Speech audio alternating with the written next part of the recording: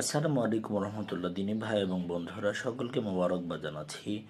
আজকের দিন পৃথিবীর শ্রেষ্ঠতম দিন। আজকের দিন হচ্ছে ইয়মে আরাফা।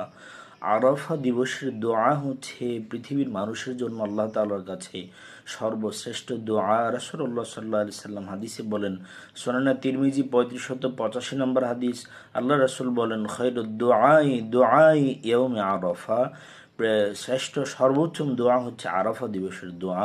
ও খায়রু মা কুলতু আনা ওয়ান নাবিয়্যুনা মিন ক্বাবলি, আমি এবং আমার পূর্বে যত নবী রাসূলগণ ছিলেন তারা যে দোয়া করেছেন তার মাঝে সর্বোত্তম কথা হচ্ছে, সর্বোত্তম দোয়া হচ্ছে লা ইলাহা ইল্লাল্লাহু ওয়াহদাহু লা শারীকা লাহু লাহুল মুলকু ওয়া লাহুল হামদু ওয়া হুয়া আলা কুল্লি শাইইন কাদির।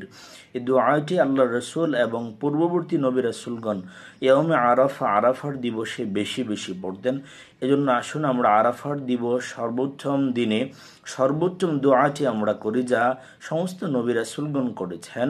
লা ইলাহা ইল্লাল্লাহু ওয়াহদাহু লা শারীকা লাহু লাহুল মুলকু ওয়া লাহুল হামদু ওয়া হুয়া আলা কুল্লি শাইইন কাদির। আল্লাহ তাআলা আরাফার দিবসে বেশি থেকে বেশি দোয়া আল্লাহ তাআলার কাছে আমাদের করার তৌফিক দান করুন।